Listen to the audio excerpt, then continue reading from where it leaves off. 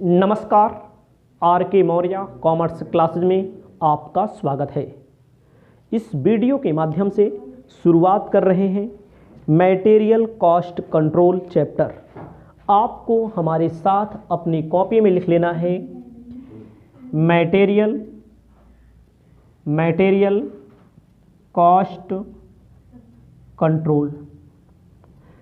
सामग्री हिंदी में बोलेंगे सामग्री लागत, कंट्रोल को कहेंगे नियंत्रण। सामग्री लागत नियंत्रण, ये आपका चैप्टर होगा और इसको कहा जाता है इन्वेंट्री कॉस्ट कंट्रोल के नाम से भी जाना जाता है। इन्वेंट्री का मतलब स्टॉक, ठीक है। इन्वेंट्री का मतलब क्या होता है? स्टॉक। मटेरियल, तो आपको बताना चाहते हैं पूरा टॉपिक समझिए एक एक करके। आपके पास चाहे जिस राइटर की बुक हो तो आपको समझना है। इसमें कहा गया है मटेरियल के बारे में कहा गया है। मटेरियल क्या होता है? हमें कोई भी सामान बनाना है, हमें कोई भी सामान बनाना है, हमें किसी भी वस्तु का निर्माण करना है। वस्तु का निर्माण, निर्माण का मतलब होता है मैन्युफैक्चरिंग करना है। हमें किसी भी वस्तु का निर्माण करना है तो हमें किसकी ज़रूरत पड़ेगी? हमें ज़रूरत पड़ेगी मटेरियल की। हमें जब किसी वस्तु का निर्माण करना है तो हमें ज़रूरत पड़ेगी मटेरियल की। मटेरियल का मतलब होता है सामग्री की, जिसमें आप समझ सकते हैं जिससे किसी वस्तु का निर्माण किया जाता है, जिससे किसी वस्तु को बनाया जाता है। जैसे हमें मार्कर बनाना है, थोड़ी देर के लिए मानिएगा, ये मार्कर आपके सामने मैंने लिया है, तो इस मार्कर को बनाने में क्या लगा है? प्लास्टिक लगा है, सोख्ता लगा है, निब लगी है ना, इसके अलावा इसके पैकिंग संबंधित तमाम चीज़ें होती हैं। तो मटेरियल कॉस्ट कंट्रोल, तो मटेरियल की लागत कम आए उसका कंट्रोल कैसे किया जाए वही आप पढ़ेंगे इसमें, ठीक है।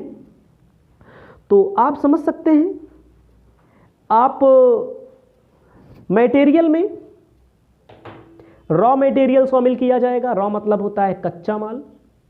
वर्क इन प्रोग्रेस शामिल किया जाएगा। बताना चाहते हैं, समझ लीजिए। मटेरियल में रॉ मटेरियल शामिल किया जाएगा। रॉ का मतलब होता है हिंदी में कच्चा माल शामिल किया जाएगा। दूसरा नंबर होता है वर्क इन प्रोग्रेस, ऐसा मटेरियल जिस पर कार्य चल रहा है। उसके बाद तीसरा नंबर होता है फिनिश गुड्स, ठीक है। इन सभी चीज़ों को शामिल किया जाएगा मटेरियल में। तो आपसे जब पेपर में पूछे मटेरियल से आप क्या जानते हैं, मटेरियल से आप क्या समझते हैं, तो सीधा सीधा मतलब आपको लिखना है मटेरियल का मतलब होता है जिससे किसी वस्तु की मैन्युफैक्चरिंग की जाती है, उसे मटेरियल कहा जाता है। तो मटेरियल कहा जाता है। तो मटेरियल में क्या क्या शामिल किया जाता है? मटेरियल में रॉ मटेरियल शामिल किया जाता है, वर्क इन प्रोग्रेस शामिल किया जाता है, फिनिश गुड्स शामिल किया जाता है, ठीक है।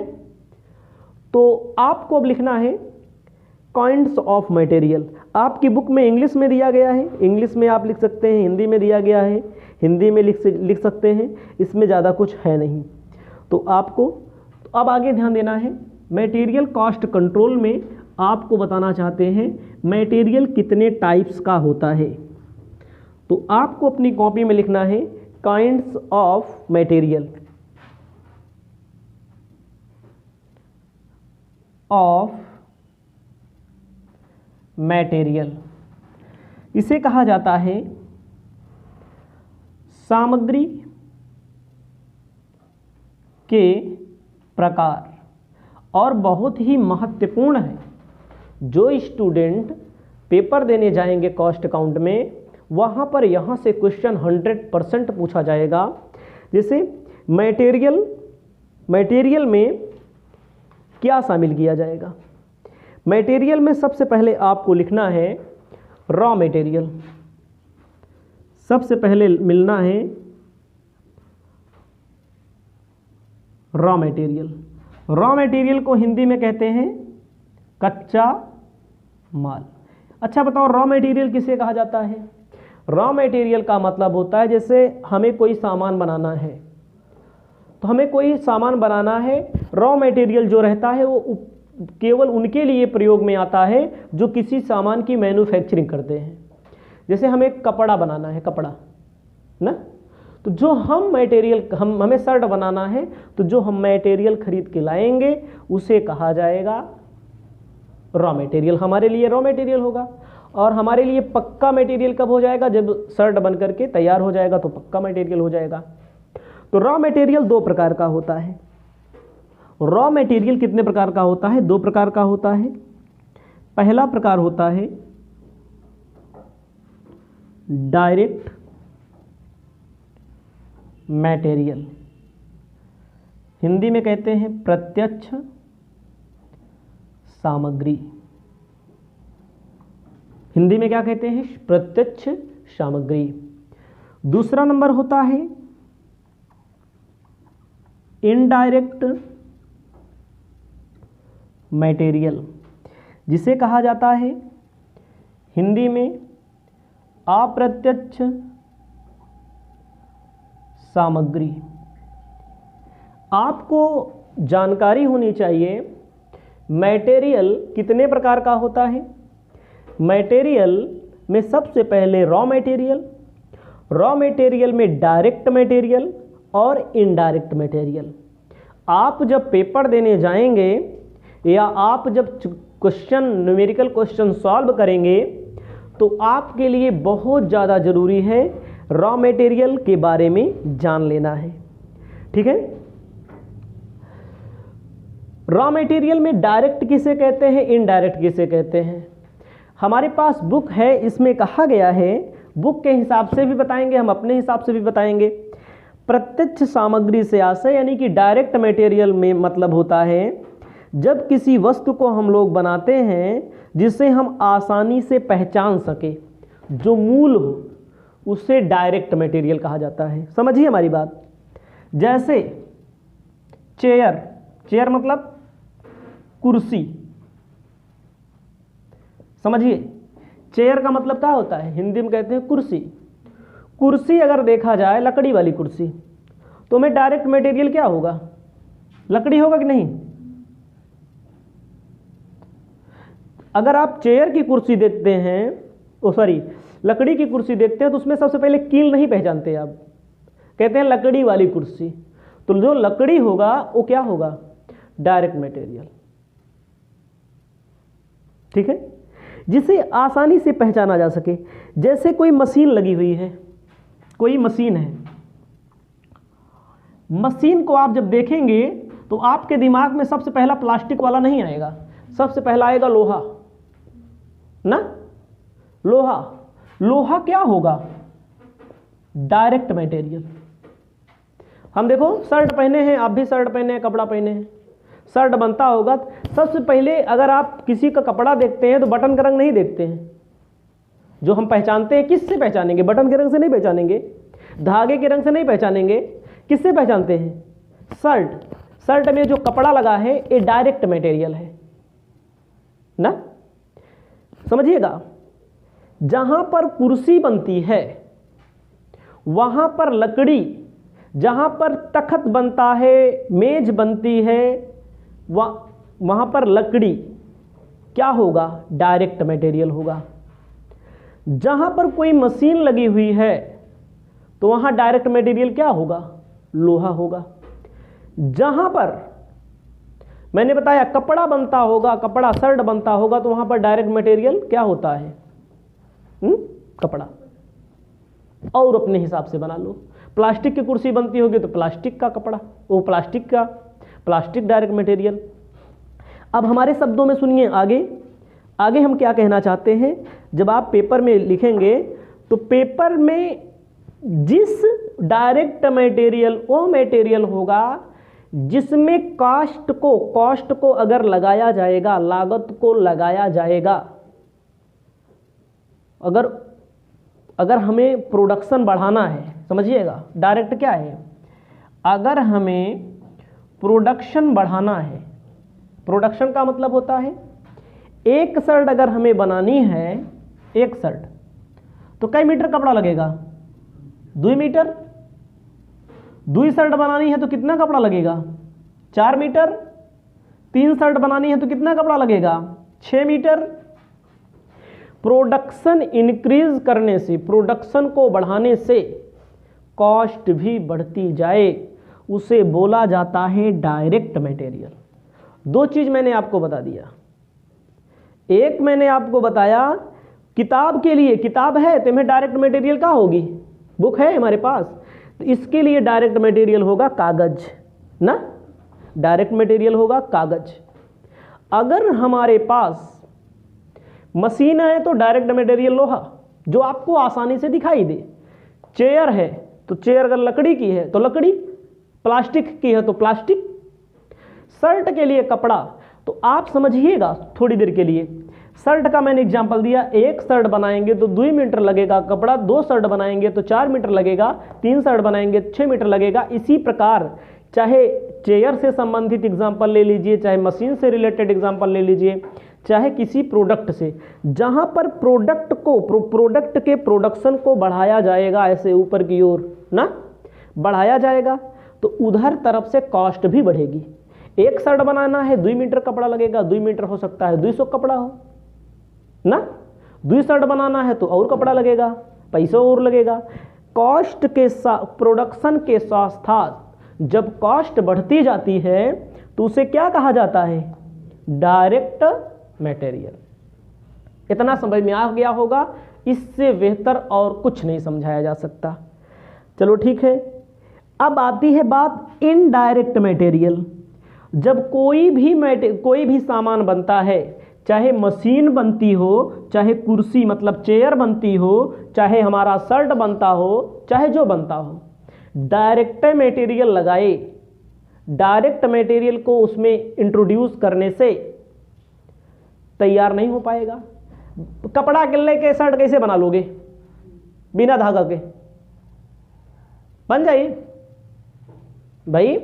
मटेरियल जो होता है, जो एक आपको दिखाई देता है, जो प्रत्यक्ष रूप से दिखाई देता है डायरेक्ट रूप में, दूसरा होता है वो भी बिना इनडायरेक्ट मटेरियल के आपका ना तो शर्ट तैयार होगा, ना तो चेयर तैयार होगी, ना तो मशीन तैयार होगी।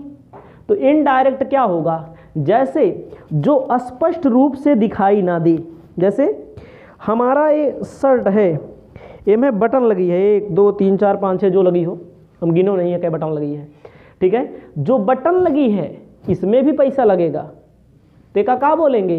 इनडायरेक्ट बोला जाएगा। कुर्सी बनती है लकड़ी की, लकड़ी कुर्सी में देखो कील लगी होती है, बिना कील की कुर्सी नहीं बनेगी ना, तो इसे क्या बोला जाएगा? इनडायरेक्ट मटेरियल ना।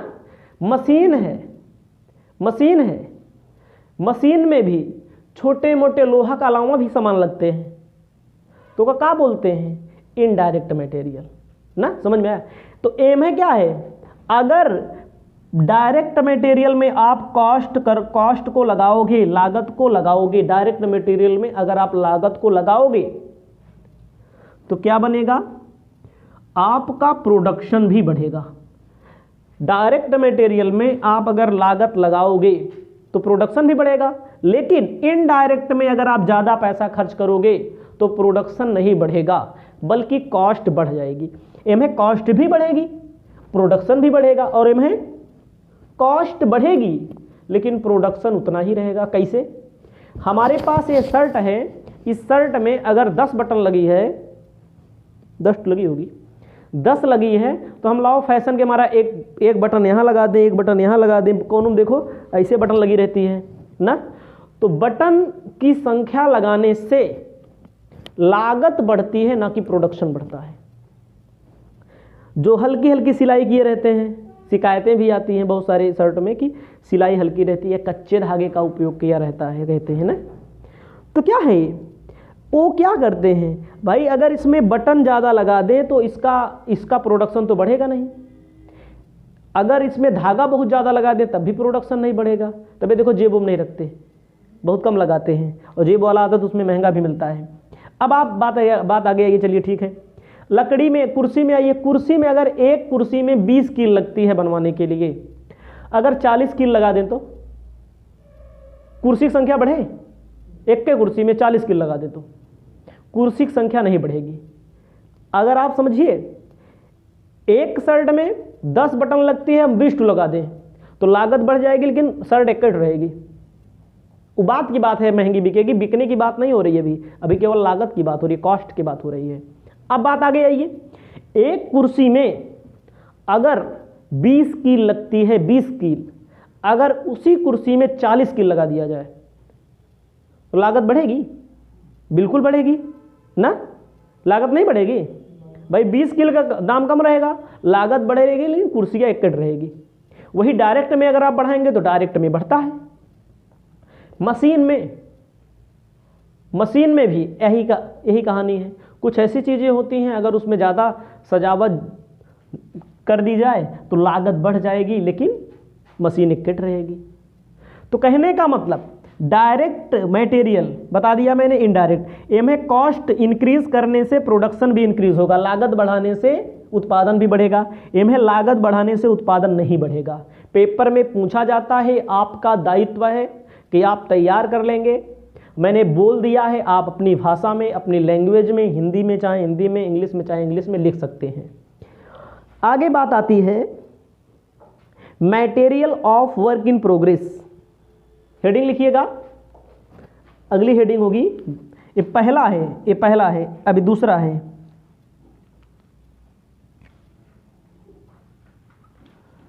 Material of work in progress. Work in progress का मतलब क्या होता है? लिखिए, निर्माणाधीन माल या सामग्री। हिंदी में बोलेंगे निर्माणाधीन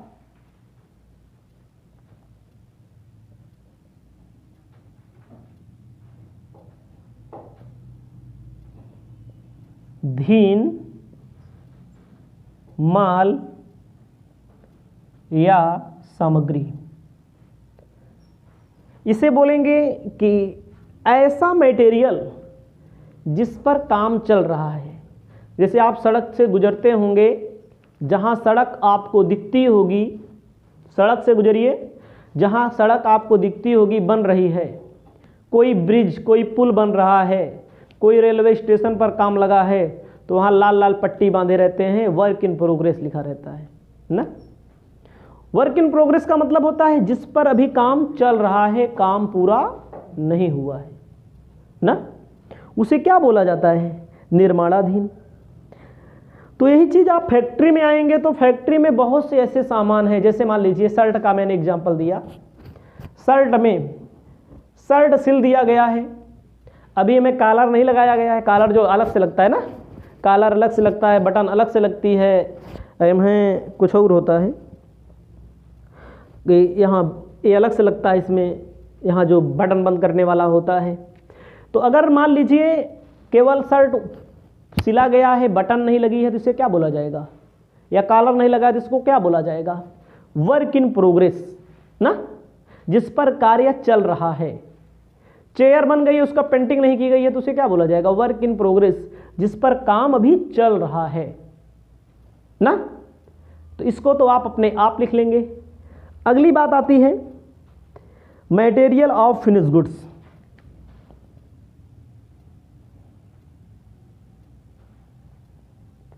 मटेरियल ऑफ फिनिश्ड गुड्स ना, निर्मित माल की सामग्री। निर्मित का मतलब क्या होता है? जिस पर पूरा का पूरा तैयार हो चुका है। जो माल जिस पर पूरा का पूरा तैयार हो गया है उसे निर्मित माल कहते हैं। ठीक है, जो पूरा का पूरा क्या हुआ है? तैयार हो गया है, और उसको कहाँ भेज दिया जाता है? उसको स्टॉक में भेज दिया जाता है। स्टॉक का मतलब होता है बिकने के लिए तैयार हो गया है ना, भंडारण गृह में भेज दिया जाता है। ठीक है, आपको लिखना है अपनी कॉपी में material of equipment, next number इसी में लिख लीजिए, मटेरियल ऑफ इक्विपमेंट, इसे बोला जाएगा सामग्री, उपकरण की सामग्री।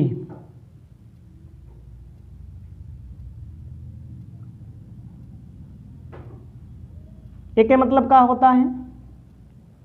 उपकरण की सामग्री का मतलब होता है जैसे मशीनों के पार्ट्स होते हैं, पार्ट्स, लूज टूल्स होते हैं, नट बोल्ट होते हैं, कील होती है, समझ रहे हैं? जैसे कोई मशीन है तो हमें क्या होता है? पार्ट्स लगता है, नट बोल्ट लगता है, बिना नट बोल्ट तो काम नहीं चलेगा ना, ठीक है? कील लगती है। अगला आपको लिखना है मटेरियल ऑफ अदर गुड्स,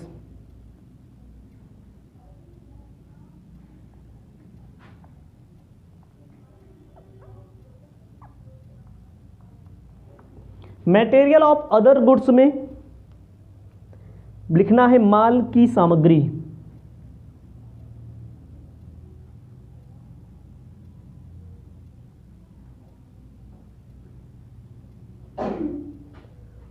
माल की सामग्री का मतलब होता है जैसे मान लीजिए थोड़ी देर के लिए मशीन लगी है तो मशीन अपने आप चलेगी थोड़ी, मान लीजिए चलेगी, तेल लगेगा तो ओम लगती है ग्रीस, ओम लगती है ऑयल, तेल, चिकनाई वाला तेल ना, लगता है नहीं? मोटरसाइकिल में कई प्रकार का तेल लगता है, पेट्रोल साइकिल थोड़ी चलती है, मोटरसाइकिल जो चलती है, मोटरसाइकिल थोड़ा एग्जांपल लीजिए तो उसमें क्या लगता है? तेल लगता है। कौन वाला तेल लगता है? ऑयल लगता है, जो सर्विस कराते समय। मशीनों में भी ऑयल लगता है, पेट्रोल डीजल जलाए नहीं जलती है, ठीक है? सफाई, कपड़ा, चिकनाई, दुनियादारी लगती है सब, तो इसे आप अपनी कॉपी में लिख लेंगे, ठीक है? उसके बाद आपको हेडिंग डालना है मीनिंग ऑफ मटेरियल कंट्रोल क्या होता है या इन्वेंट्री कंट्रोल क्या होता है। मीनिंग ऑफ मटेरियल कंट्रोल,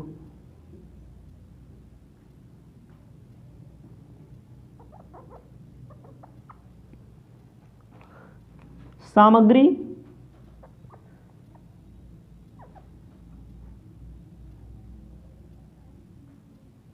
नियंत्रण से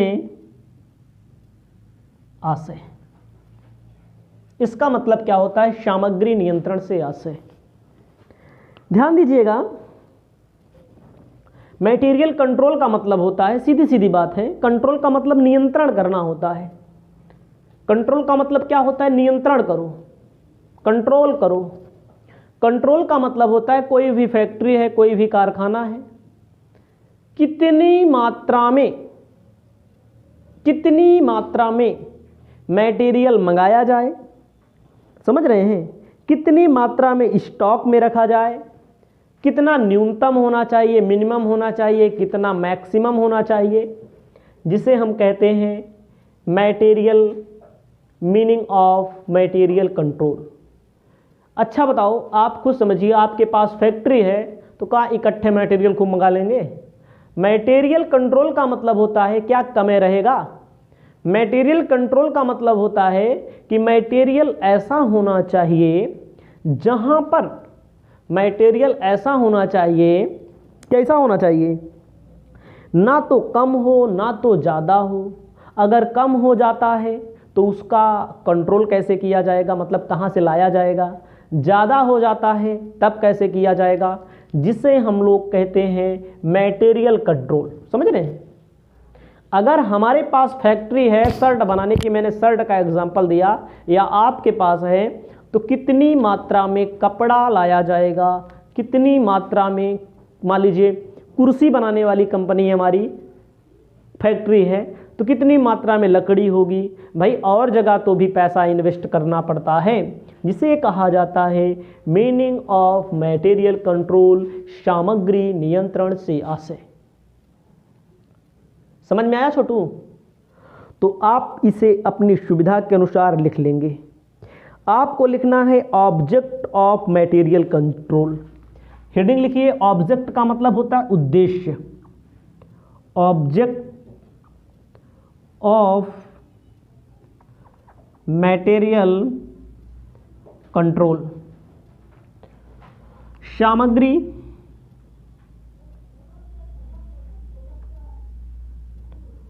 नियंत्रण के उद्देश्य। ऑब्जेक्ट ऑफ मटेरियल कंट्रोल, सामग्री नियंत्रण के उद्देश्य। आपको लिखना है सबसे पहला ऑपरेटिंग उद्देश्य। पहला लिखना है ऑपरेटिंग ऑब्जेक्ट। ऑपरेटिंग का मतलब होता है क्या भैया? कार्यचालन या परिचालन। कार्य चालन उद्देश्य। कार्यचालन उद्देश्य का मतलब पहला बोला गया है अवेलेबिलिटी ऑफ मटेरियल। क्या लिखेंगे पहला?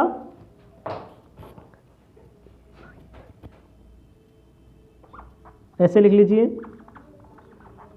अवेलेबिलिटी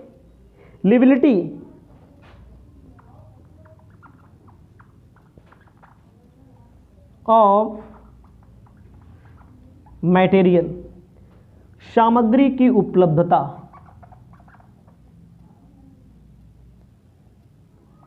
सामग्री की उपलब्धता।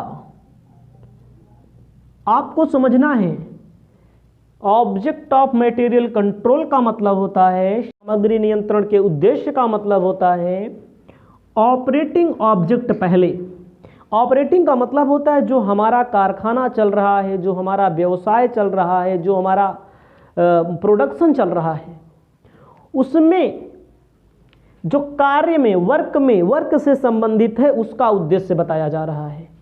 ठीक है, जब उसका उद्देश्य बताया जा रहा है तो कह रहे हैं कि पहला अवेलेबिलिटी ऑफ मटेरियल, सामग्री की उपलब्धता में कहा गया है कि सबसे पहला उद्देश्य होता है मटेरियल कंट्रोल का, कि पता लगाना कि हमारे पास कितने क्षमता का मटेरियल उपलब्ध है, कितनी मात्रा में मटेरियल उपलब्ध है, उसी का पता लगाना।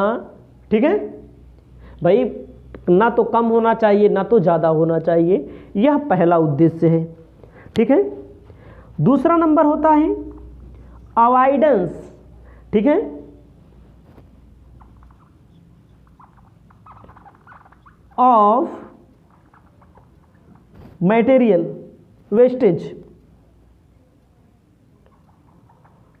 वेस्टेज।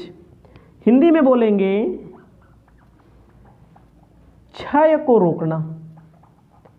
देखो भाई, क्षय का मतलब क्या होता है कि जब आप मटेरियल कॉस्ट कंट्रोल का मतलब होता है कि अगर चोरी हो रही है मटेरियल तो कैसे पता लगेगा? मटेरियल कंट्रोल से ही पता लगेगा। चोरी हो रही है, चोरी से रोकना। अगर कोई चुरा ले जा रहा है, चोरी से रोकना। कोई लीक हो रहा है, कोई गंदगी हो रही है, कोई धूल हो रही है, जिसके कारण से भी मटेरियल में कमी आ रही है, उसको रोकना। क्षय का मतलब खराब होना। ठीक है, अगला आपको लिखना है promotion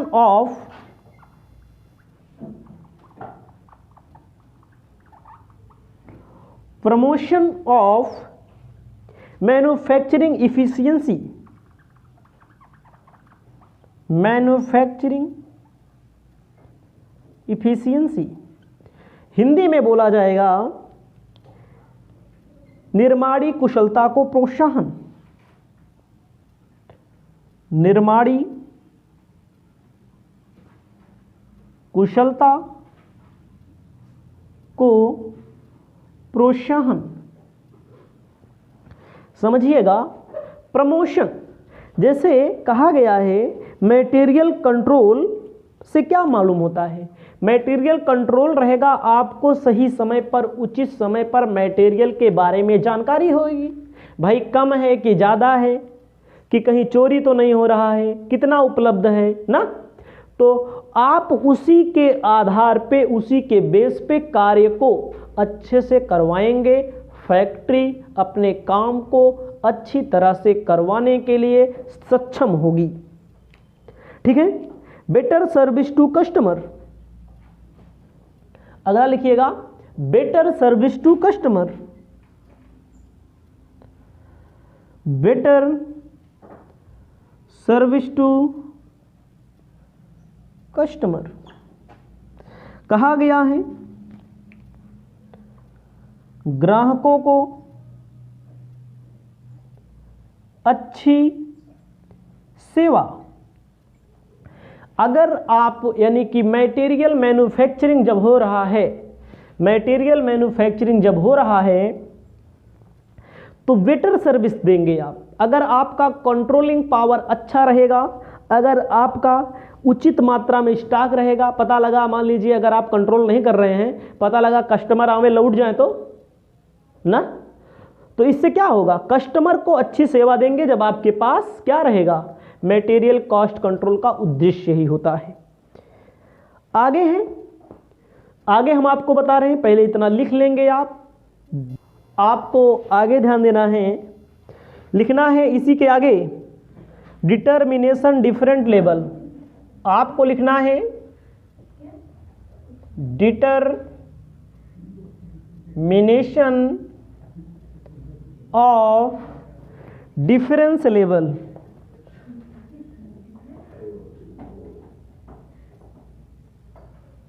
determination of difference level का मतलब होता है आपको इसमें विभिन्न स्तरों का निर्धारण करना होगा। हिंदी में लिख लीजिए विभिन्न स्तरों का निर्धारण करना होगा। विभिन्न स्तरों का निर्धारण का मतलब मिनिमम क्या होगा, मिनिमम लेवल क्या होगा, मैक्सिमम लेवल क्या होगा, रीऑर्डर लेवल क्या होगा, ये सारी चीज़ें आप अभी आगे पढ़ेंगे। भाई न्यूनतम कितना मटेरियल हमारे पास होना चाहिए ना, अधिकतम कितना होना चाहिए, कितने का हम ऑर्डर दे दें आता रहे रास्ते में, ये सारी चीज़ें। ठीक है। अगला आपको लिखना है next number efficient.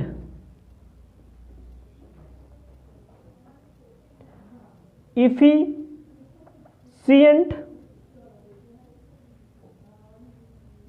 System of storage, सामग्री संग्रहण की कुशल व्यवस्था, सामग्री संग्रहण की कुशल व्यवस्था। आपको बताना चाहते हैं जो मटेरियल का लेखा जोखा होगा, मटेरियल कहाँ रखा जाए ताकि कोई दिक्कत ना हो, जहाँ सार आसानी से लाया जा सके, तो इस चीज़ का भी ध्यान रखा जाता है। इसका भी उद्देश्य होता है मटेरियल कास्ट कंट्रोल का, मटेरियल कंट्रोल का। अब आपके लिए नई हेडिंग होगी दूसरी, फाइनेंशियल ऑब्जेक्ट। फाइनेंशियल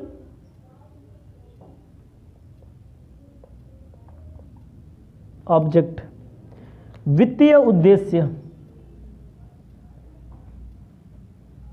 वित्तीय उद्देश्य। ध्यान देना है वित्तीय उद्देश्य में पहला ऑप्टिमम इन्वेस्टमेंट,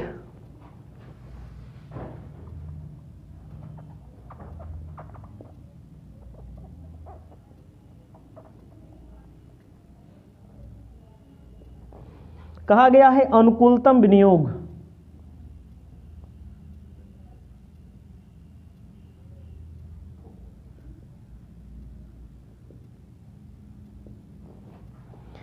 ध्यान दीजिएगा जब आपके पास मटेरियल कॉस्ट कंट्रोल किसी फैक्ट्री के पास रहेगा तो उसको पता लगाना उसका उद्देश्य ये भी होगा, उसका एक पर्पज़ और पूरा होगा कि कहाँ पर कितनी मात्रा में पैसा इन्वेस्ट किया जाए। समझिए, जब आपके पास पूरा हिसाब किताब रहेगा, डायरेक्ट मटेरियल कितना रहना चाहिए, indirect material, work in progress में कितना है, फिनिश गुड्स में कितना है, तभी तो आप या कोई फैक्ट्री में अगर आपको अकाउंटेंट बना दिया जाए, तभी तो आपको पता लगाने में आवश्यकता होगी कि कहाँ कहाँ पर कितना कितना पैसा खर्चा करें, कितना इन्वेस्टमेंट करें, कौन सामान मंगवाना है। इन्वेस्टमेंट का मतलब यह क्या है, कोई सामान कमी हो रही है तो कितना मंगवाना है, कुछ अता पता रहेगा तभी तो मंगवाओगे। अगला चलते हैं, अगला कहा गया है minimum cost of inventory. Minimum cost of inventory, न्यूनतम स्कंध लागत, सामग्री लागत या स्कंध लागत। मटेरियल कॉस्ट कंट्रोल से ये भी जानकारी हो जाती है कि न्यूनतम, मिनिमम, ठीक है, ठीक है,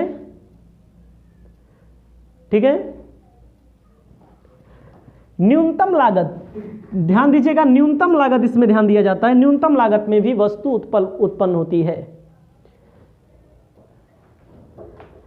उसके बाद optimum stock turnover, optimum stock turnover कहा गया है अनुकूलतम स्कंध आवर्त अनुपात, स्कंध आवर्त अनुपात। स्कंध मतलब कि अनुकूलतम का मतलब होता है कि जो हमारे पास स्टॉक हो ओपनिंग और क्लोजिंग के बीच में, ठीक है। तो स्टॉक टर्नओवर का फॉर्मूला भी होता है, टर्नओवर रेशियो का फॉर्मूला होता है cost of goods sold by average stock. इतना मैंने बता दिया। आगे आपको बताएंगे function of material control, scope of material control, उसके बाद एडवांटेज डिसएडवांटेज, उसके बाद बजटरी कंट्रोल, सभी चीज़ें बताएंगे। उसके बाद क्वेश्चन बताएंगे। नमस्कार, आर के मौर्य कॉमर्स क्लासेज में एक बार फिर से आपका स्वागत है। आप पढ़ रहे हैं material cost control chapter. Material cost control chapter के क्लास के क्रम को आगे बढ़ाते हुए आपके लिए बताने जा रहे हैं फंक्शन ऑफ मटेरियल कंट्रोल। ध्यान दीजिएगा, सामग्री नियंत्रण के कार्य। आप अपनी कॉपी में हेडिंग डाल लेंगे, पेपर में बहुत पूछा जाता है फंक्शन ऑफ मटेरियल कंट्रोल, सामग्री नियंत्रण के कार्य। इसे आप अपनी कॉपी में हेडिंग डाल लेंगे। हिंदी और इंग्लिश दोनों में मैं यहाँ बता रहा हूँ। सबसे पहले आपको लिखना है टू कीप सफिशिएंट, कार्य में to keep sufficient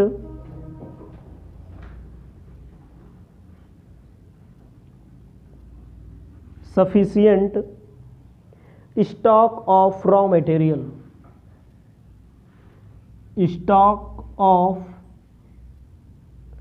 raw material. इसके लिए कहा गया है आपको पता करना पड़ेगा, आपको जानकारी रखनी पड़ेगी कि आपके पास कॉस्ट मटेरियल कंट्रोल का मतलब समझिए आपके पास कितनी मात्रा में, लिखना चाहेंगे तो लिखिए कच्चे माल को पर्याप्त मात्रा में रखना, कच्चे माल को पर्याप्त मात्रा में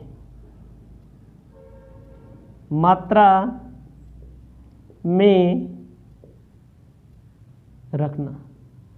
आपको जानकारी होनी चाहिए, आपको समझना पड़ेगा मटेरियल कंट्रोल, यानी कि मटेरियल कंट्रोल मतलब सामग्री नियंत्रण के कार्य में जब आप मटेरियल कंट्रोल करेंगे तो आपको ये पता लगेगा तो हमारे पास कितनी मात्रा में स्टॉक ऑफ रॉ मटेरियल रखा जाना चाहिए, कितनी मात्रा में हमारे पास स्टॉक ऑफ रॉ मटेरियल रखा जाना चाहिए।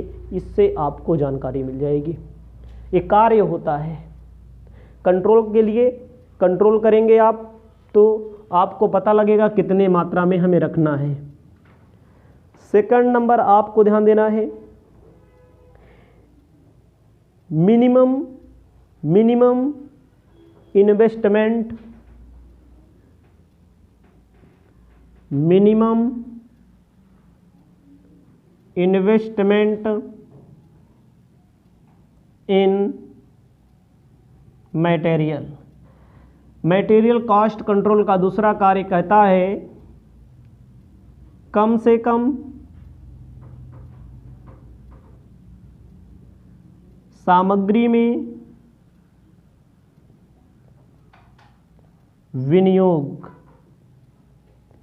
कम से कम सामग्री में विनियोग कितना होना चाहिए ना, कि मटेरियल में हम कितनी मात्रा में इन्वेस्टमेंट करें, मटेरियल में हम कितनी मात्रा में विनियोग करें। यह कार्य दूसरा होता है मटेरियल कंट्रोल का। आपको अगला लिखना है to check every of theft, तीसरा to check every of theft, मतलब कि किसी भी प्रकार की चोरी, थेफ्ट मतलब होता है चोरी, वेस्टेज, मतलब कि चोरी, खराबी की जांच करना। अगर कोई चोरी हो जाती है, कोई खराबी हो जाती है तो वो भी मटेरियल कॉस्ट कंट्रोल का काम होता है। ठीक है। उसके बाद record of material, fourth number लिखो records of material. Record of material का मतलब होता है सामग्री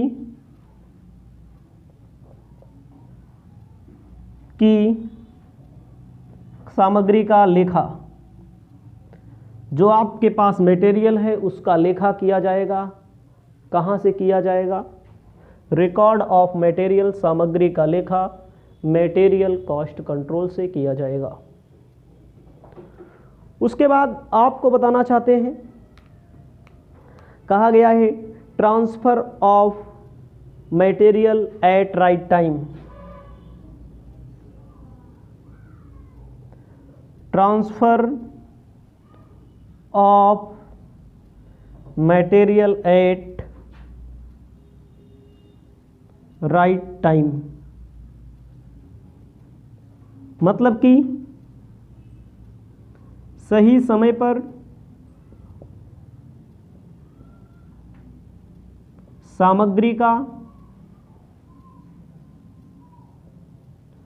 हस्तांतरण, सही समय पर मटेरियल का कहाँ पर हस्तांतरण करना है, कहाँ कहाँ पर भेजना है, कहाँ कहाँ पर ट्रांसफ़र करना है, यह फंक्शन ऑफ मटेरियल सामग्री नियंत्रण के कार्य के अंतर्गत आता है। ठीक है। उसके बाद एक और है इसमें 6 नंबर आप लिखेंगे। 6 नंबर में आपको लिख लेंगे ऑर्डर्स ऑफ मटेरियल।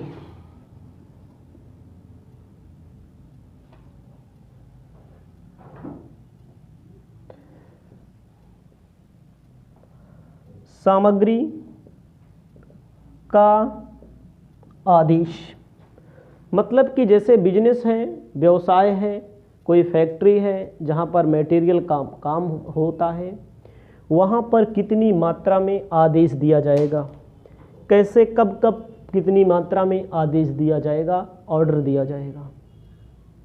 आपको एक बार फिर से समझ लेना है। मटेरियल के कार्य में, मटेरियल के फंक्शन में कहा गया है to keep sufficient stock of material, कच्चे माल को पर्याप्त मात्रा में रखा जाएगा। ये मटेरियल कंट्रोल का काम होता है।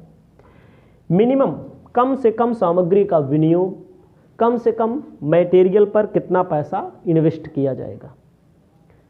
उसके बाद जो चोरी से, खराबी से जांच करना, थेफ्ट वेस्टेज की जांच करना, चेक करना होता है। ठीक है। उसके बाद रिकॉर्ड्स ऑफ मटेरियल, मटेरियल का लेखा रखा जाएगा। Transfer of material, right time, सही समय पर सामग्री का ट्रांसफ़र करना। ऑर्डर कितनी मात्रा में दिया जाना है, ये मटेरियल कॉस्ट कंट्रोल का काम होता है। आगे बताते हैं स्कोप ऑफ मटेरियल कंट्रोल, सामग्री नियंत्रण के क्षेत्र में। आगे चलते हैं। आपको लिखना है scope of material control. Heading लिख लीजिए, स्कोप ऑफ मटेरियल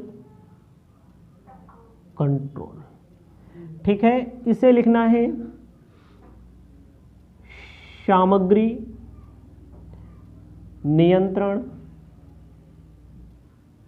के क्षेत्र। तो सबसे पहले आपको लिखना है टेक्निक ऑफ मटेरियल कंट्रोल। आगे लिखना है टेक्निक ऑफ मटेरियल कंट्रोल। क्षेत्र क्या है, इसमें पहला है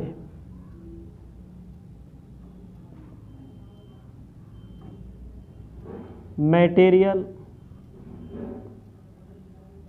कंट्रोल, सामग्री नियंत्रण की तकनीक। मटेरियल जो हम लोग क्या बोलते हैं, जो मटेरियल का कंट्रोल किया जाएगा उसकी टेक्निक क्या है ना, तकनीक कैसे कैसे कंट्रोल किया जाएगा। सबसे पहले लिखो ABC एनालिसिस, एक एक करके इससे रिलेटेड छोटे छोटे थ्योरीज बनती हैं जो पेपर में पूछा जाता है और हर साल पूछा जाता है। इसी से रिलेटेड जो मैं आपको बताने जा रहा हूँ, एक एक करके इसका क्वेश्चन हम सॉल्व कराएंगे, नियम लिखाएंगे, जो भी हमें उचित लगेगा एग्जाम्पल भी बताएंगे। लिखना है पहला ABC एनालिसिस,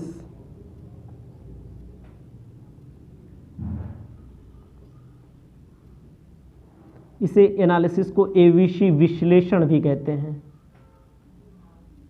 क्या कहते हैं, ABC एनालिसिस को विश्लेषण के नाम से भी जाना जाता है।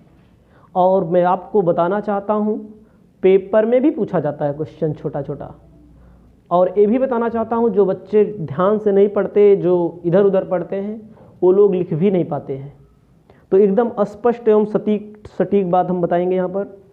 अगला लिखना है दूसरा वेद एनालिसिस, लिखा जाएगा वेद विश्लेषण, वेद विश्लेषण। ये भी क्वेश्चन पेपर में बहुत पूछा जाता है। लिखते चलिए, बाकी सब बताया जाएगा आगे ठीक से। आगे चलते हैं। अगला दिया गया है HML एनालिसिस। तीसरा, ये दोनों बहुत ज़्यादा इंपॉर्टेंट हैं, इसको याद रखिएगा आप लोग, बाकी सब बताएंगे जो है। HML एनालिसिस, HML विश्लेषण लिख लीजिएगा, बाकी इसमें HML। चौथा नंबर आपको लिखना है HML के अलावा FSN एनालिसिस, FSN एनालिसिस। उसके बाद आपको बताना चाहते हैं SDE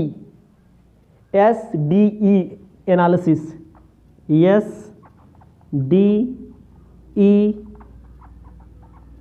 एनालिसिस। उसके बाद आपको लिखना है SOS एनालिसिस, SOS एनालिसिस। उसके बाद आपको दिखना है SOS हो गया, SDE हो गया, FSN हो गया। अगला लिखना है स्टॉक लेवल एनालिसिस, 7वां नंबर, 7th नंबर आगे, स्टॉक लेवल एनालिसिस। इसको बोलेंगे अस्कंध स्तर विश्लेषण, अस्कंध स्तर विश्लेषण, अस्कंध स्तर विश्लेषण।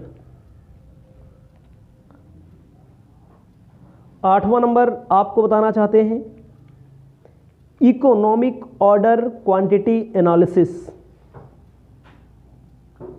इकोनॉमिक ऑर्डर क्वांटिटी ऑर्डर, इसे बोला जाता है इकोनॉमिक को आर्थिक आदेश मात्रा। समझ रहे हैं? इकोनॉमिक ऑर्डर क्वांटिटी, ऑर्डर 2 बार लिखा मैंने, आर्थिक आदेश मात्रा EOQ लिख लीजिएगा, शॉर्ट में भी पूछा जाता है EOQ। बहुत ज़्यादा देखो, मैं जो बता रहा हूँ ज़्यादा पूछा जाता है, 1 2 ये सब में तो सब नहीं बता सकते, बाकी क्वेश्चन में दिया रहेगा तो बताएंगे। इसको भी पूछा जाता है और इसको भी पूछा जाता है, ज़्यादा पूछे जाने वाले टॉपिक हैं और छोटे छोटे टॉपिक पूछे जाते हैं। और उसके बाद आपको बताना चाहते हैं अगला, एनालिसिस ऑफ मटेरियल वेस्टेज।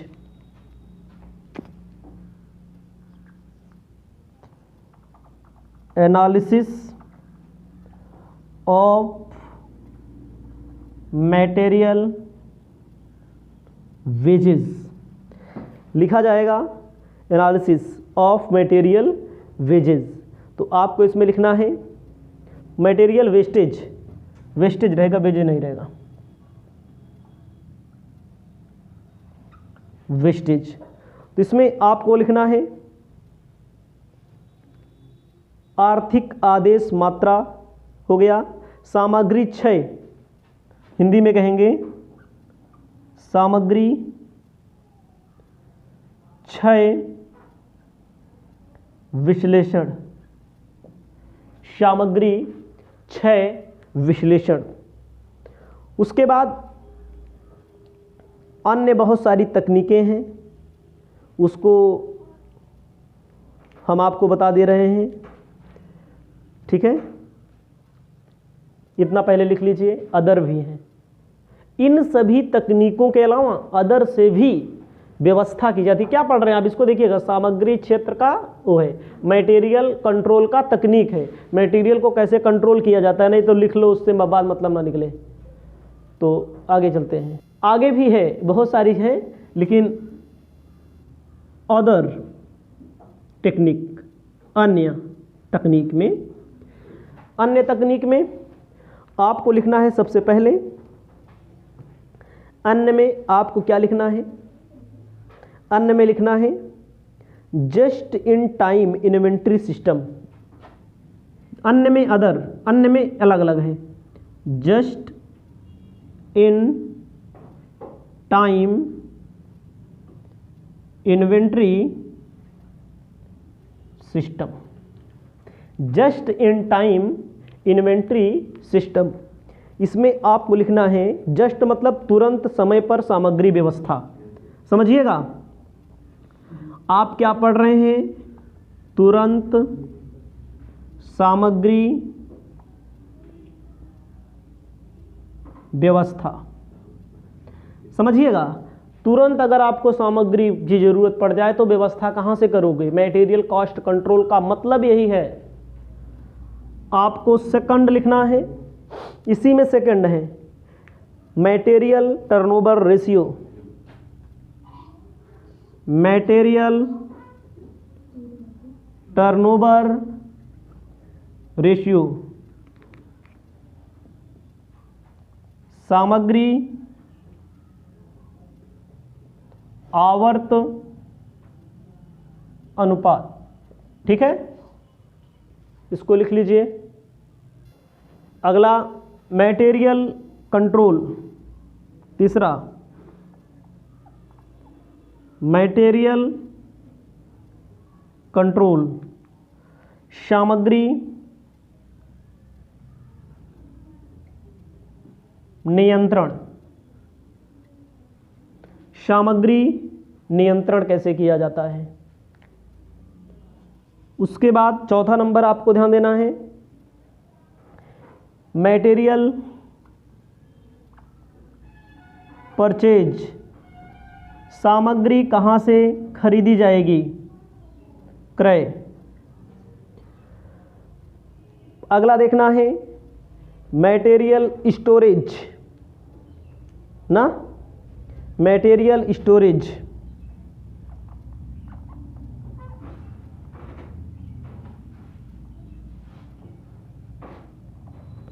सामग्री स्टोरेज का मतलब क्या होता है, भंडारण। सामग्री भंडारण की व्यवस्था कैसे होगी, इन सभी चीज़ों को आपको विचार करना पड़ेगा।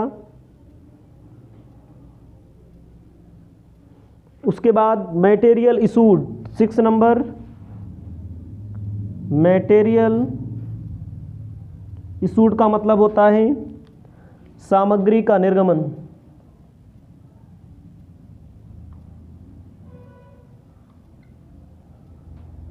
सामग्री का निर्गमन कैसे किया जाएगा, ये भी है material store. Material verification, verification of material. अगला लिखो वेरिफिकेशन ऑफ मटेरियल, सामग्री की जांच।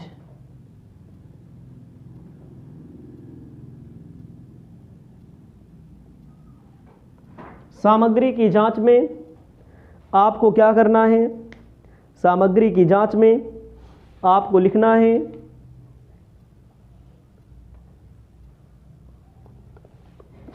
ठीक है,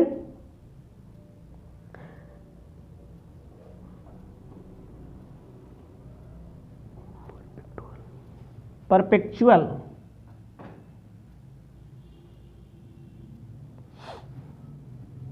इन्वेंट्री टेक्निक।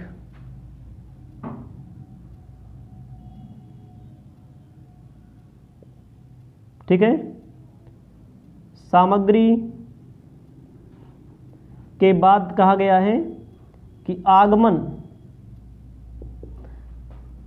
की तकनीक, सामग्री के आगमन की तकनीक है।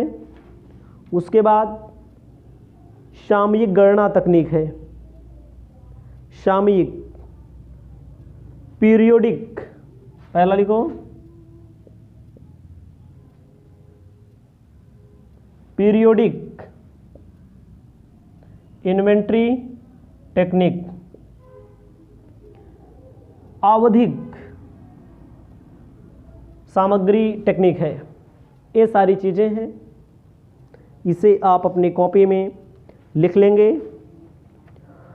उसके बाद आपको हम नेक्स्ट टॉपिक बताते हैं, मटेरियल कंट्रोल का एडवांटेज क्या होता है, यानी कि लाभ क्या होता है, थोड़ा सा है बता देते हैं। उसके बाद हम अपने मेन बिंदु पर चलेंगे, एक एक का क्वेश्चन हम सॉल्व कराएंगे, एक एक के टॉपिक को बताएंगे। इसको पहले लिख लीजिएगा, उसके बाद आगे बढ़ेंगे।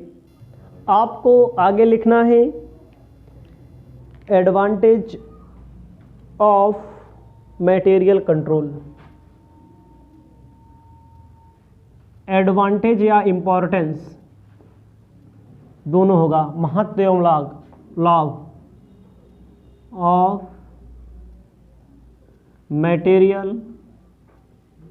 कंट्रोल। लिखा जाएगा सामग्री नियंत्रण का लाभ। सामग्री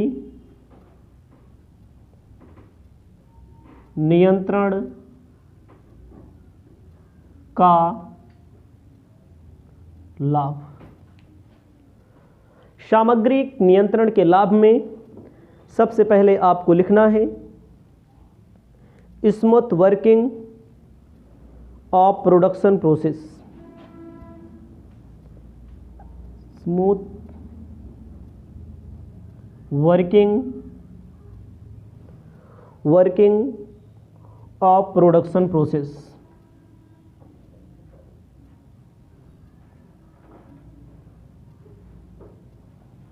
हिंदी में कहा जाएगा उत्पादन प्रक्रिया का सुगम संचालन। ध्यान दीजिएगा, अगर कोई प्रोडक्शन किया जा रहा है वहाँ पर मटेरियल कॉस्ट कंट्रोल का पालन हो रहा है, उत्पादन का सुगम संचालन। उत्पादन का जो संचालन होगा वह सुगम होगा, वह अति सुंदर होगा। अगर मटेरियल कॉस्ट कंट्रोल जहाँ पर लागू किया जाएगा वहाँ पर अगर रखा जाएगा। इंक्रीज इन प्रॉफिट,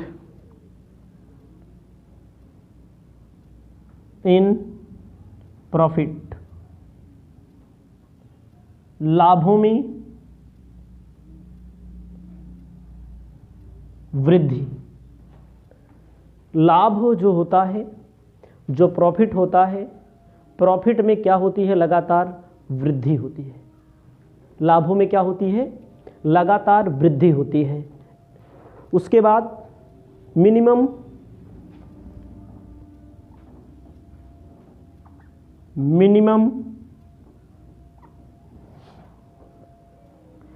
लॉस कहेंगे, स्पॉइलेज कहेंगे,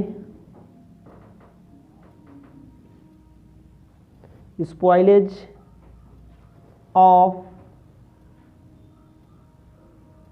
मटेरियल। ध्यान दीजिएगा, सामग्री की हानियां न्यूनतम होना।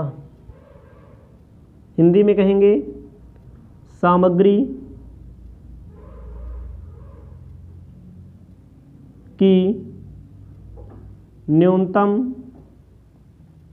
हानियां। न्यूनतम से न्यूनतम हानि होगी सामग्री की। उसके बाद आपको 4 देखना है, रोज stability of employment in employment.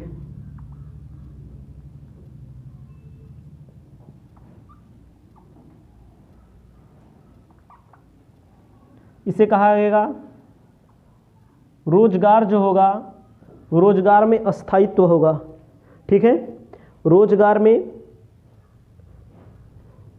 वृद्धि होगी कह सकते हैं आप, इंक्रीज इन एम्प्लॉयमेंट। ठीक है, उसके बाद next number 5, effective system of record.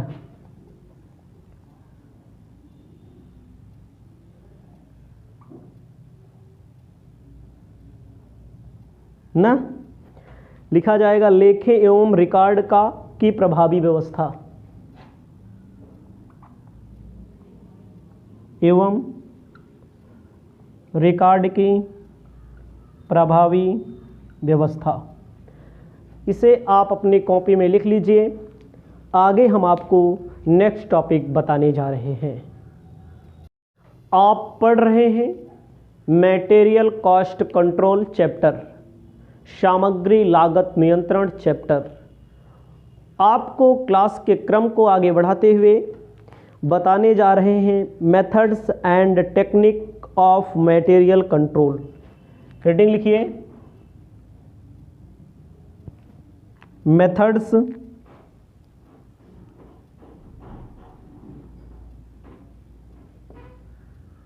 Of material control.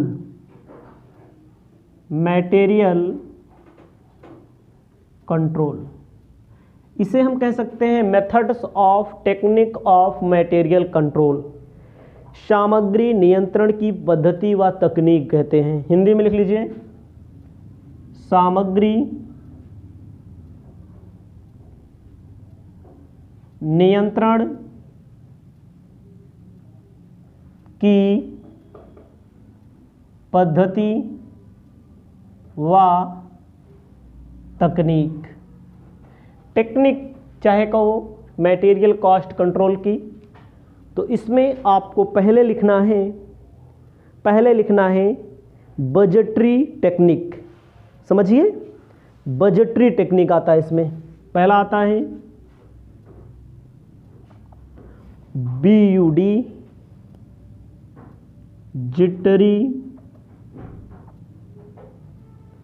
Technique.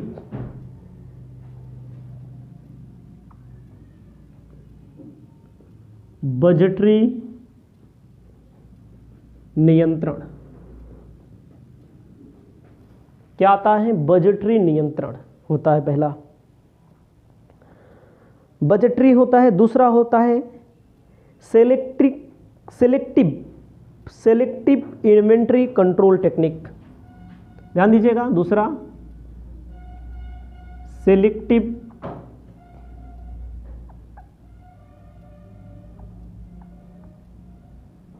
Budgetary control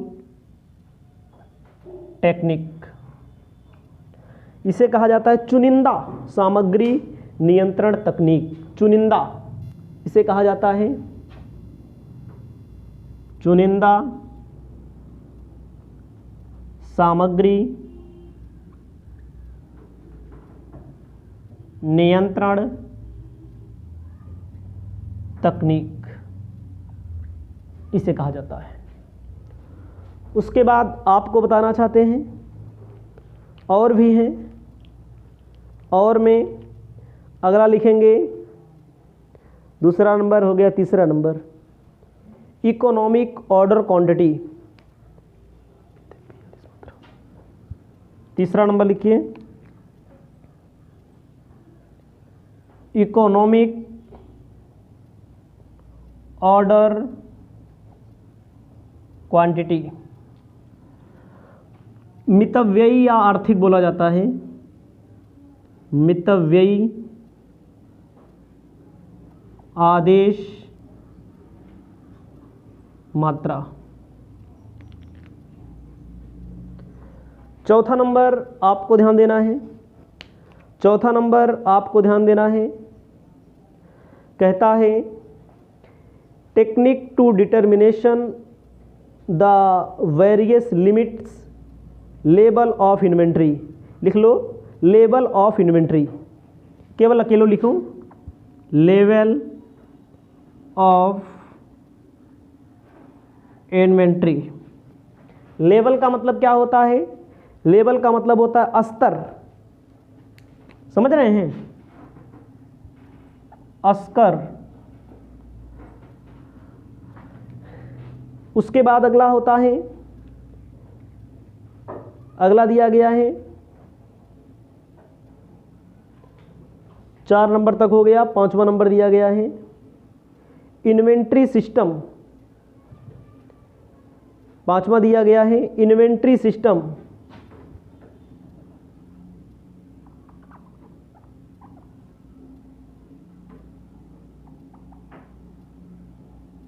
स्कंध सिस्टम को क्या कहते हैं? पद्धति। उसके बाद कहा गया है slow moving stocks, slow moving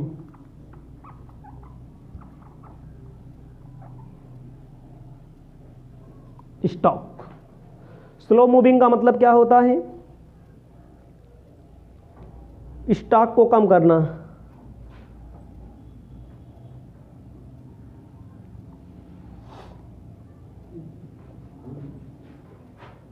आपको आगे लिखना है 7वां नंबर, कहा गया है नियंत्रण अनुपात, कंट्रोल रेशियो।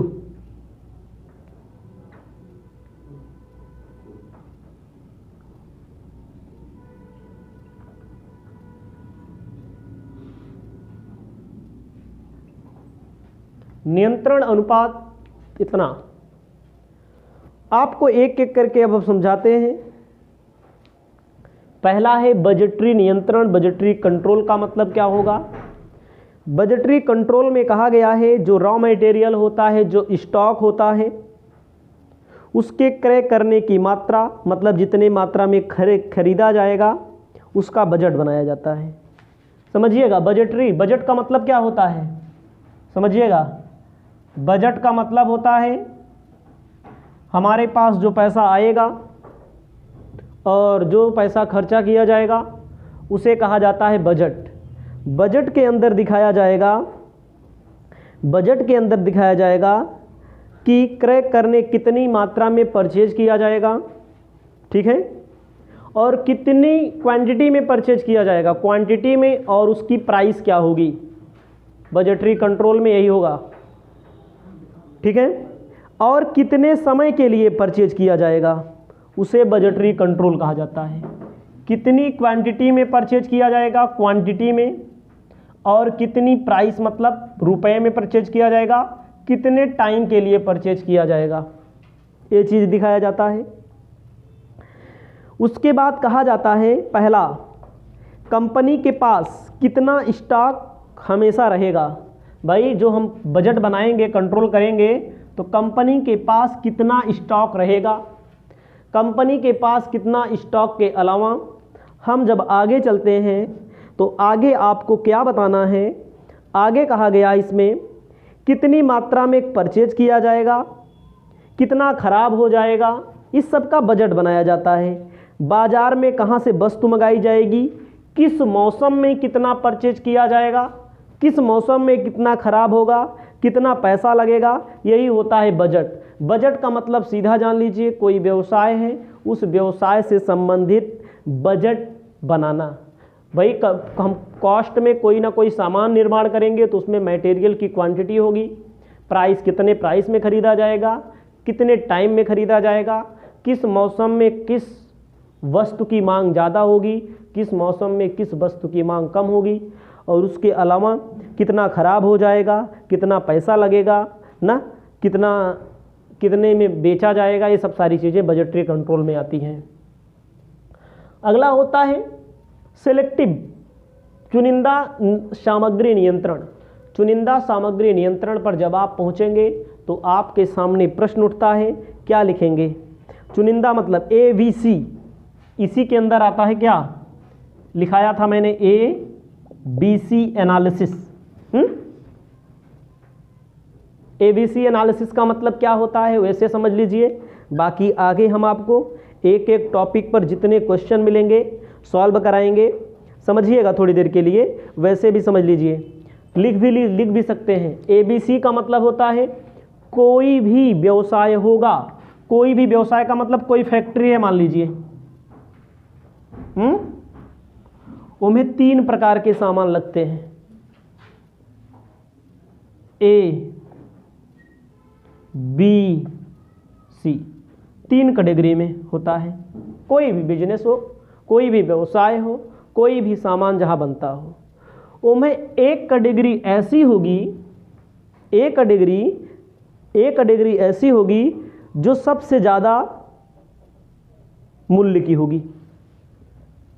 एक कैटेगरी ऐसी होगी जो कुल मान लीजिए 100% कॉस्ट है, 100%, तो 70 से 75% रुपया, अगर 100 रुपया लग रहा है, 70 से 75 रुपया सिर्फ ए कैटेगरी वाले में लगेगा, लेकिन इसकी क्वांटिटी जो होगी कम होगी, लेकिन इसकी जो प्राइस होगी ज़्यादा होगी। अगला बी है, बी में कह रहा है 20 से 25,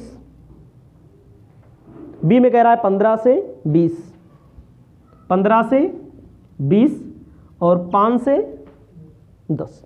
ये क्या मतलब का, ये प्राइस हम लिख रहे हैं यहाँ पर, प्राइस, क्वांटिटी नहीं लिख रहे हैं, समझिएगा थोड़ी देर के लिए। मतलब प्राइस एक ज़्यादा होगी, लेकिन एक सामान की मात्रा 5 से 10% होगी।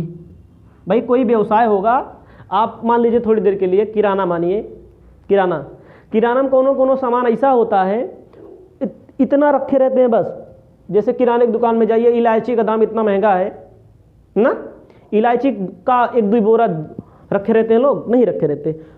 मतलब कि कुल सामग्री का, इलायची का एग्जांपल नहीं देना आपको, कोई भी फैक्ट्री होगी, कुल सामग्री का 70-75% रुपया यहीं लगी है एक कैटेगरी में, लेकिन एक लागत कितनी है, एक क्वांटिटी कितनी है, 5 से 10% सामान है, तो 3 कैटेगरी में बांट दिया जाता है।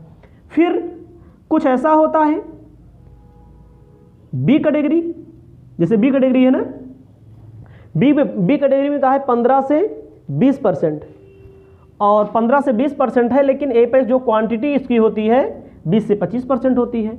मतलब कि 100 रुपये में अगर 70 से 75 रुपया लग रहा है तो क्वांटिटी होकर सामान कम होगा। और दूसरी कैटेगरी होती है 15 से 20% रुपया लग रहा है, 15 से 20 रुपया लग रहा है, लेकिन क्वांटिटी उसकी कितनी होगी, 20 से 25% होगी, सामान्य होगी। एक होता है प्राइस कम है, लेकिन ओके क्वांटिटी कितनी होगी, 70 से 75% होगी। आप बाजार जाते होंगे, आपको एग्जांपल नहीं देना, आप दिमाग लगाइए, कुछ सामान आप ऐसा खरीदते होंगे, आप कुछ सामान ऐसा खरीदते होंगे कि मान लीजिए 100 रुपया आपको दिया गया, 70 से 75 रुपया एक के सामान पे आपने खर्च कर दिया, लेकिन वो क्वांटिटी जो है छोटी हो रहती है ना। अब कितना पैसा बचा आपके पास, मान लो 75 खर्चा कर दिया 25 बचा, 70 खर्चा कर दिया 30 बचा ना। तो 15 से 20 रुपया ऐसे जगह खर्चा करते हैं जगह नॉर्मल, हाँ दिखता है झोला में, बैग में जो आप लिए हैं सामान दिखता है, हाँ कुछ लिए हैं हम, है कि नहीं। और 5 से 10% ऐसा आप खरीद लीजिए वो बैग भर जाए आपका ना, जैसे लाइव खरीद लीजिए, बैग भर जाए नहीं। तो इसे क्या बोलते हैं, कोई भी, आपको ये सब लिखना नहीं है, लेकिन आपको हम बता रहे हैं, कोई भी फैक्ट्री होती है तो उसमें 3 कैटेगरी के सामान रखे जाते हैं, आपको ऐसे लिखना पड़ेगा, ऐसे बना देना पड़ेगा।